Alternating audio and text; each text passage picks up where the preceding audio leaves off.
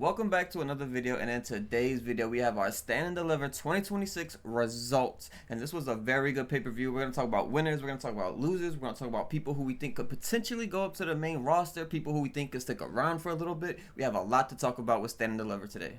There's a lot of high hopes going into this show, but did it live up to it? And we'll briefly go over the pre-show that we had, because we actually had the first pre-show with a pre-show match, the first one in a very long time. I'm very excited to see this. Hopefully this is a thing that continues into the main roster, into WrestleMania and all of those things. We have all titles defended much more often than they are at the moment. But for the pre-show match, we had Hank and Tate, Shiloh Hill, E.K. Prosper, formerly known as Eli Knight, and Ren Sinclair, and they defeated the Birthright. So that was a pretty good match, seeing all of them kind of clash together, the men going after the women, which you don't see in WWE that often, and also the women going after the men, which you also don't see in WWE that often. So you actually got to see a little bit of intergender wrestling that worked out really nicely throughout this, and it was just a good, fun match to be on a pre-show. And I think for me, the thing that stuck out the most about this match was just Ren Sinclair. She had a really dominant stretch, kind of when she finally got tagged in. She had a little moment, obviously with Ariana Grace, but also she had the moment with Charlie Dempsey, which we kind of knew would happen some point in this match, just because of obviously the history with one another.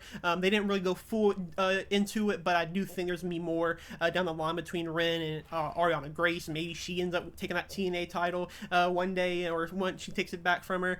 So who knows how it'll go, but yeah, I'm glad that Ren kind of had a big moment, and Shiloh Hill picking up the win for the team was a little bit cool, I guess, because he's somebody who I think WWE does see as a future top guy for him, kind of.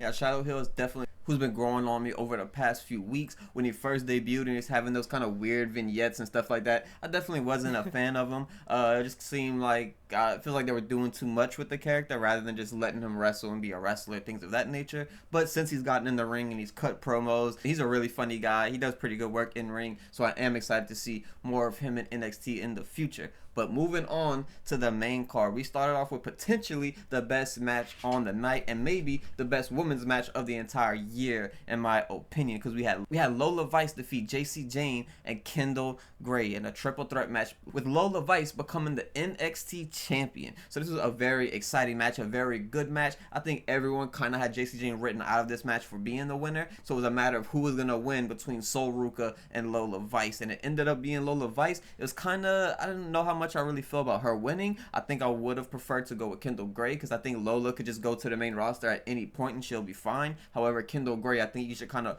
put the rocket to her now and kind of let her take off however far she can go and just see what the trajectory of Kendall Gray really is. Yeah, I don't remember who exactly I predicted in the predictions video. I think I predicted Lola, but however, I did want Kendall to win. I think she's somebody who obviously has been rising so much over the past few months, and she's going to be a future world champion. I think we all can agree with that now, but I think the right decision was for Lola Vice to win. She's somebody who probably doesn't have too much time left in NXT, so to have her win this world title, have her have a few matches, have a few defenses, she'll probably end up going against Izzy Dame or Sol Ruca, people who have kind of mentioned their names as a number one contender. Zari, I'm sure, will also be in that mix as well. So yeah, there's a lot of things you can do with Lola. I think she'll be a great champion, and I don't think it'll last too long, because I do think she will get caught up by the end of this year. For the second match of the night, we have Los Americanos getting defeated by the Vanity Project, so they retain their NXT tag team titles, and this was also one of my favorite matches on the night. Swipe Right and the Vanity Project, whatever name they're going by at the moment, I really enjoyed them. I was watching them and Evolve, and they had Zeta Steel with them, and that was an amazing group. That kind of what drew me into them originally, was them with Zeta Steel, and obviously the thing with Zeta Steel happened. She left and she went to AEW, all that sort of stuff.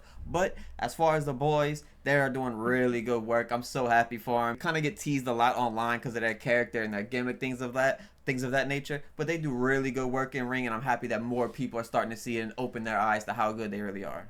Yeah, usually I hate watch the Vanity Project, or I kind of just don't even watch it, if I'm being completely honest, just because I don't really care for them too much. But for this show, I did have to lock in for them, and I will say I was surprised by how good they were. They definitely kind of won me over a little bit more. I'm not fully behind them just yet, but I will say I do see the potential, and I do see the future that a lot of people like yourself kind of do see in them. I do think they probably are the best straight out tag team right now on NXT. Obviously, that's not saying too much. The tag team division is kind of weak, but I do think they did a really good job. I'm glad that Bravo and Ray, obviously Pete and Tyler Bate, kind of had their kind of reunion in NXT a little bit. We've seen them kind of bring out some of their former moves, which is kind of cool. But yeah, I'm glad that this was a very solid match, and yeah, glad that we had a good tag team match finally. And up next, we had Sol Ruca and Zarya go one-on-one in a non title match. And this match, for me, it kind of felt a little bit flat. It didn't really hit the peak that I wanted to. I felt like it was a good slow rise. It was a good slow build during the match where it slowly progressed and got better and better, but it didn't really hit the height that I wanted to. And then when it did kind of hit the peak of the match, they didn't make it last a long time. It kind of just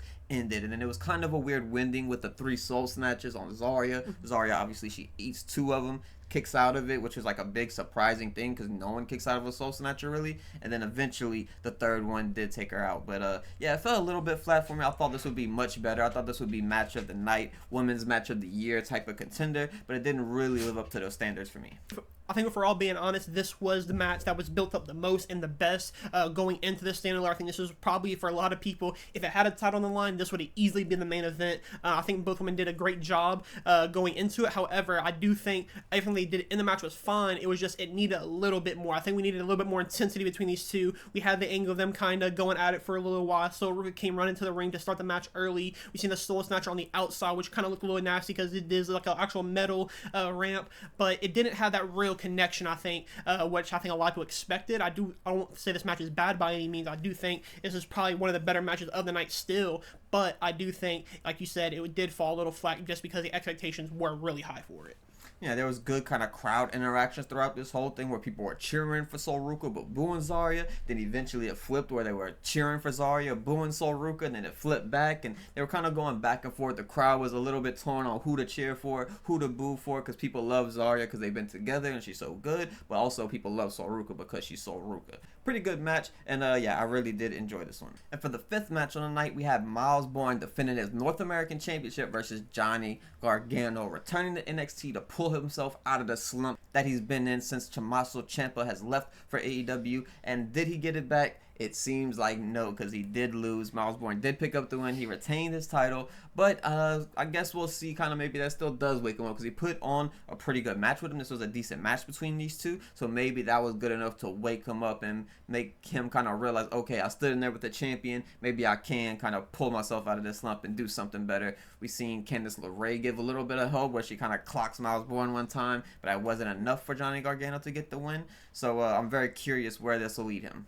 This is kind of what I expected from this match. I didn't think Johnny was going to win the North American Champion. However, I do agree with you in saying that I think this is going to be starting the Johnny Gargano kind of turn of kind of getting back into the groove of things. I think this kind of was a little bit of a tester to see how much do people kind of care about Johnny going back to the home turf. I do think he had a pretty good reaction. So I do think there's potential that post-Mania, a few months down the line when we have some new United States champions, I think he could be in that running. But yeah, I'm glad that Miles Bourne does get a big win over Johnny Gargano. Obviously in NXT, Johnny Gargano's history is very strong, and yeah, he gets a big win. So hopefully we move on to a next opponent for Miles Bourne, and hopefully we can continue this reign that I think has started a little bit slower, but I do think has potential to pick up really quick. And then the 6th match on the night, we had Tatum Paxley defeating Blake Monroe, also retaining her North American Championship. And this one, it kind of was the same story as the Sol Ruka and Zarya one, where it had a slow build, it got better and better. And this was definitely better than the Sol Ruka and Zarya match for sure, but it still felt a little bit flat. Didn't hit the peak that I thought it would. Seeing the two people's names on the card, you would expect to see an amazing match between the two, and it didn't really hit that like 4-star level to me. This was like a good 3.5, something of that nature, and it was a good match. I enjoyed it. It was better than the Sol and Zarya one, as I mentioned earlier,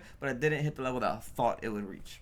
Yeah, I'm in this exact same boat. When on that prediction video, if you watch it back, we were both hyping this matchup a lot. I think a lot of people were, just because both women have been great as of late. So I think it added up to a fantastic match. And unfortunately, like we saw, like you said as well, it didn't live up to the hype. Again, it could have just been because the expectations were a bit too high. But I do still think this was a very solid match. I'm glad that Tatum does retain. Hopefully, this means Blake can also do that world champion picture now as well. But yeah, glad that Tatum retains, and yeah, get another North American title match upcoming soon. And then finally, for the main event, we seen Tony D'Angelo win the NXT champion versus Joe Hendry, Ricky Saints, and Ethan Page in a fatal 4-way match in the main event of Stand and Deliver. So someone who's been in NXT for a very long time, and Tony D'Angelo, he had this weird kind of mobster gimmick going on for a long time. It didn't really work out, didn't pan out. There was no real longevity to that. He gets this gimmick switch, instantly becomes champion. Definitely has to be a satisfying win for Tony D'Angelo.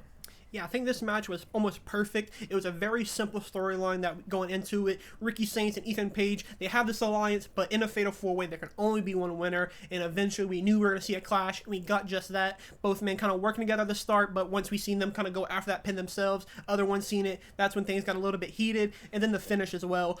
Both of them kind of trading blows. They get on top of the announcer's table. Ethan was going for his twisted smile, I think it's called, and then Tony Angelo runs up the stairs, spears both of them through the table. I definitely thought at that point Joe Hendry, the only man in the ring, I thought he was going to be the kind of one to pick up the win and retain, but Tony D'Angelo comes back in, hits him with, I forget what his finisher is, I think it's like the last call or something like that, the last shot, but yeah, he hits that, and then he gets the win. Definitely it's very surprising, and like you said, a very satisfying win, similar to Lola Vice, another person who's been there for quite some time now, deserves a world champion, could get called up any time now as well, so I think it's the right time to give him the world champion to kind of get him ready for that main roster, which I think is going to be the same case for Ricky and Ethan. And I think by this time next year, we will likely be seeing a Tony D'Angelo on the main roster. But since we're done with all of the results and everything involved in that, who do you think will go up to the main roster after this year's Stand and Deliver? Yeah, I think there's a lot of ones that you kind of look at and it feels like an obvious one. I think JC Jane's going to be that one for a lot of people. Now that she's done with the Women's World Champion, there's not much for her to do. She could go after that North American Champion, but I don't think that really elevates her as much. So I think the only right call for her is to go with that main roster. Whether Fallon, Laney kind of follow her, I don't think so. I think we'll get some type of angle between them where we'll see the split. But yeah, I do think JC will be the one. And then honestly, I think I'll go with Ricky and Ethan as well, the other two easy picks, just because there's there are people that Ethan, well, both of them have won the world champion now. Ethan's won the North American. I think Ricky also won the North American as well. So they've done everything as well, unless they go after the tag team titles for a little bit until they get called out as a tag team. Wouldn't mind that. I think they would work together fairly well as a heel or face tag team. But yeah, I think those are probably your easy call-ups. Joe Hendry could also get thrown in the mix, but I think him in NXT is probably a better fit for him as well. And for me, I agree with all the ones that you had, but also I would throw in Blake Monroe. I feel like she kind of lost a lot. She kind of, I don't know if she's developing necessarily because she was already very good. She already could do everything that you need a pro wrestler to do in the ring. So I feel like it's just time for her to just go up to the main roster, put her in some big storyline just to start out with a bang, similar to how you did the Roxanne and Julia last year. And you just do that with her. I think if you just throw Blake Monroe in there with the Jordan Grace, let them kind of revisit their NXT history on the main roster, I think that would be a very good way to kind of introduce her to the main roster and get people excited to see Blake Monroe once again. Very good night from NXT. Hopefully we can continue the momentum. Obviously the roster is getting a little bit better now. We're getting more familiar with these faces, and yeah, I think it's only an upward trajectory for them. And yeah, we'll see in the next prediction for NXT. But yeah, thank you guys for watching. If you haven't already, make sure you leave a like and subscribe to the channel, and we'll catch you guys in the next one.